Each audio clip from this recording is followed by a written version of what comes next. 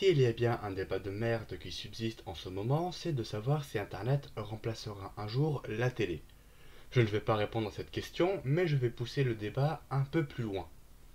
Internet va-t-il remplacer le cinéma?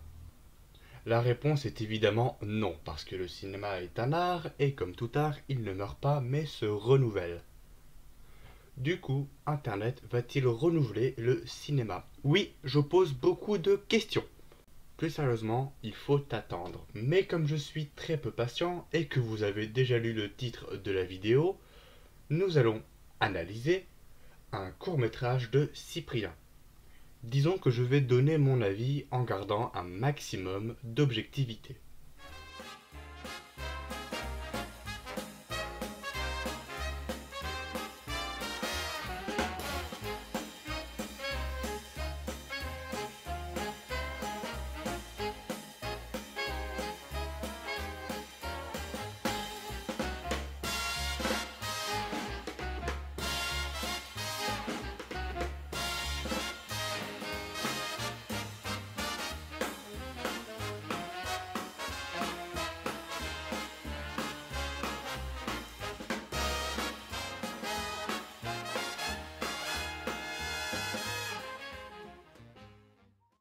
Pour les rares qui ne le connaissent pas, Cyprien Yov est un youtubeur humour qui s'est fait connaître sur Dailymotion à l'époque où la tectonique n'existait pas encore.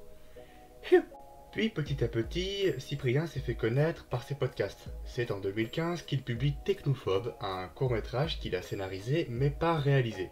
Il faut attendre quelques courts-métrages et 2018 pour qu'il publie le premier court-métrage qu'il a écrit et réalisé, à savoir Fais un vœu. Fais un vœu raconte l'histoire de Nicolas, un enfant qui doit faire un vœu pour son anniversaire.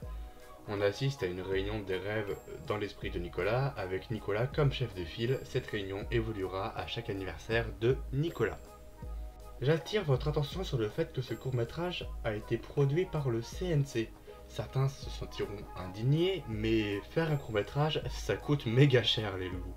Surtout, un court-métrage destiné à une plateforme sur laquelle les revenus sont hasardeux.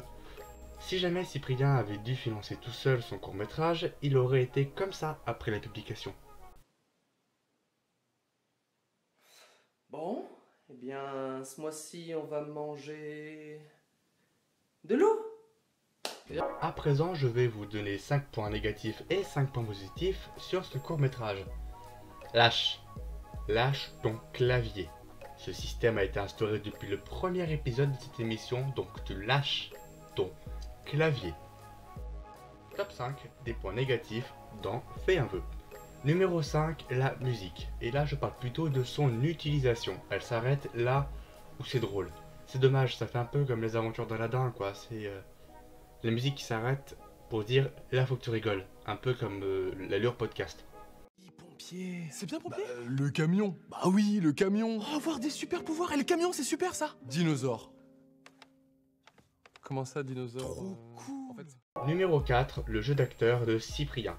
Alors, il s'est totalement joué, on est d'accord. Une bonne partie du court-métrage est bien gérée, mais on sent des relâchements par moment. Pardon, je t'ai pris ton vœu. bah oui. Sympa. T'inquiète pas, t'es dedans. Ouais, c'est gentil. Ah non, mais t'exagères. Peut-être que la mise en scène voulait que ce soit ainsi, mais personnellement, ça me sort du truc. Numéro 3, le cadrage. De temps à autre, la caméra est portée pour donner une allure de fluidité, soit. Mais il faudrait dire au caméraman de ne pas baisser la caméra, parce qu'on voit ces recadrages en live en fait. Numéro 2, l'insistance sur les blagues. Je parle des imitations. Le hippie qui parle bien lentement, parce qu'il est trop hippie. Les envies de Nicolas et les blagues Osef quoi. C'est dommage hein, sinon c'est rigolo. Numéro 1, l'aspect tire-larme. C'est le plus gros défaut de ce court-métrage. Les moments tristes lorsqu'un personnage disparaît, je suis d'accord, c'est normal. Mais là je parle surtout de la fin. Le moment où la musique hurle que c'est émouvant avec le regard des parents dans le vide. Ce moment musical te hurle à la tronche que là faut faire oh. C'est un gros défaut. Voilà, c'est tout pour les points négatifs. Oui, je sais, il n'y avait pas grand chose. Maintenant, passons au top 5 des points positifs de Fais un vœu. Numéro 5, le sujet. Oui, je commence faible, mais il faut le reconnaître, le sujet est original et il est plutôt bien amené. Et bien exploité aussi, forcément. Numéro 4, le scénario. Aucune incohérence relevée. On n'est pas perdu, la fin est propre. Finir sur un renouveau, c'est nickel. Numéro 3, les décors. Au premier coup d'œil, on connaît la situation. Une fête d'enfants, une réunion d'adolescents, un barathon, un dîner romantique et une chambre post-opératoire après un accouchement. La salle de réunion des esprits est épurée pour se centrer sur la réunion, c'est nickel. Et surtout, il y a du relief. Ça fait plaisir de voir un court-métrage dans lequel les décors ont du relief. Numéro 2, le début, in medias res. Enfin, un court-métrage dans lequel on n'attend pas que l'action se lance. On a déjà la situation donnée et l'action ne se fait pas attendre. Numéro 1, la mise en scène. Il y a un véritable travail de la mise en scène. Déjà, les actions ne se font pas attendre. Le rythme est instauré. C'est une fête, suivie d'une réunion, suivie d'une résolution. Et le rythme qui prend la liberté de se déformer à la fin du court-métrage pour le conclure. Bref, tout ça est bien géré. Cyprien s'est lancé le défi de réaliser ses propres histoires. Ce premier essai, malgré ses maigres erreurs, est réussi.